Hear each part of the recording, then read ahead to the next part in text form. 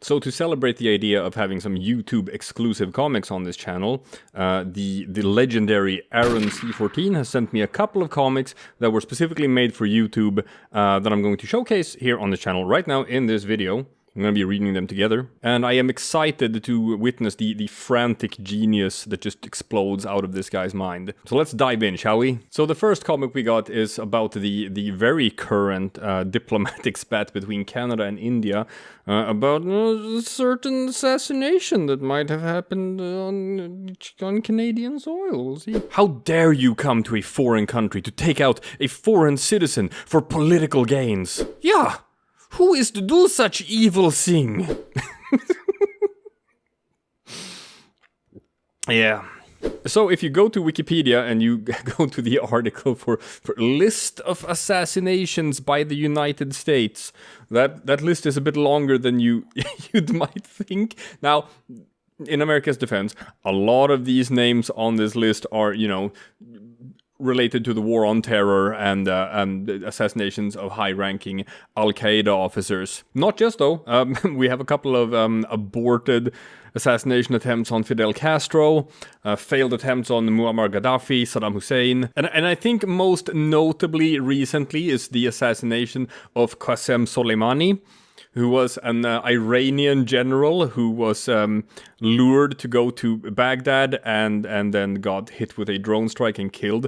This happened in February of 2020. This was in the pre-modern era, and people have memories like goldfish, so I don't know if you remember this, but, you know, there was a time a couple of years ago when, you know, someone's opinion numbers in the polls were looking kind of bad, and that certain someone had said that if you want your opinion poll numbers to get better for an election, what you should do is just start a war, because he had accused his predecessor of doing something like that, and his poll numbers were looking pretty bad, and suddenly we started talking about, like, how, you know what USA needs to do? USA needs to have a war with Iran. That's something that needs to happen. We have not gone without a war on Iran for too long, and suddenly we're starting to assassinate Iranian generals on Iraqi soil and, you know, banging on the war drums, and things are escalating, and we're looking like we're on a head-on collision toward a war with Iran,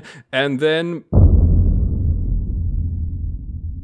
suddenly people weren't really concerned about the war in Iran anymore. We had, like, more pressing things to deal with. You see, the assassination happened in February of 2020, and then in March of 2020, the world sorta changed. All in all, we're probably happy about the fact that COVID happened for that reason.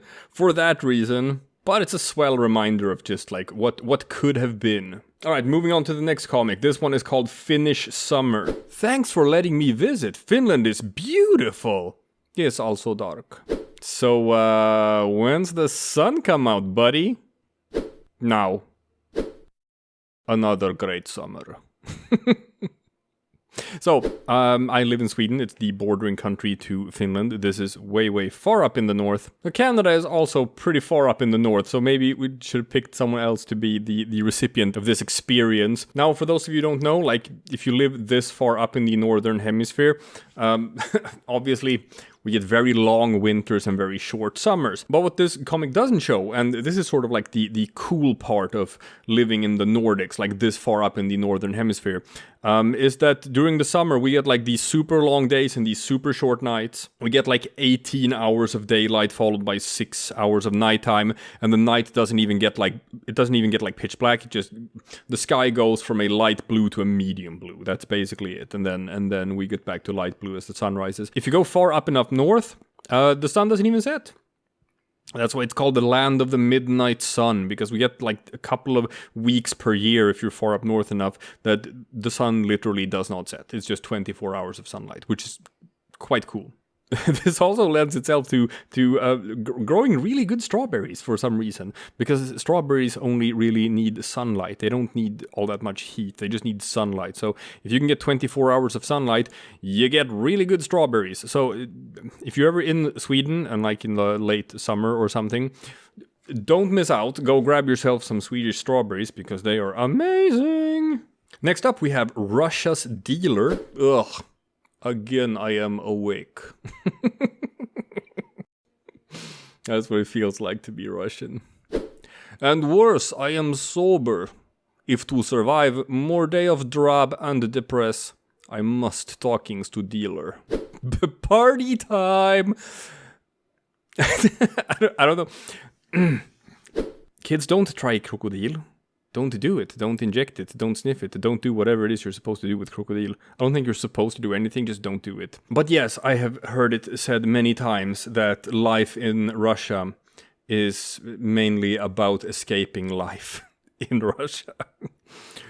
Through whatever means are available to you. And you know what? We are in an era where it's perfectly fine to dunk on Russia. Sorry guys, you're gonna be getting that for a couple of more years. And you probably are gonna earn all of it. So this is pretty tame in comparison to some of the jokes that you could be making about Russia right now, and we probably will be doing in upcoming videos. What do I know? And finally, we have one called pole dancing. Let's check that out. Ahoy, Anglos! Are you want to see pole dancing? Give me a second to think. Hey, big boy. Woo. Yeah, I am big. Real big, second biggest. In terms of landmass, possibly not GDP. Yes, yes, yes, yes, yes. And then, 2 hours later, this is my last trip to Europe. You said that on D-Day. So obviously, this is the most classic of classic Polandball jokes. The fact that, you know, a Pole can be different things. It can be a Polish person, and it can also be a Pole for pole dancing and whatever. You know, Poland cannot into space. Do you know how many variants of punchlines you can do based on that wordplay of what it means? But here's what we've always felt. Like, it's perfectly fine to do like these spin-offs on the classics, so long as you like do something with it. Do something a bit new with it and try to be funny. Don't just do the wordplay. Actually have a punchline in there as well. So this sort of thing is what I like to see. You always gotta cram jokes in there, people. You gotta cram in punchlines. I don't care how good your wordplay is if the comic isn't funny. The comic has to be funny. That has to be your main priority. So if you want to sort of like study your Polandball writing and like for making your own Polandball comics, Aaron C14 and his body of work is actually a pretty fantastic place to start, because he has been cranking out comics for like 10 years and they're still good. They're still funny. So like a true legend of the subreddit, really happy to have him on board. Really happy to have him participating and contributing with content to this YouTube project we're doing. There's going to be a lot more of it. Aaron is probably going to be pretty heavily featured on here. So if you like that, then you're in for some good stuff.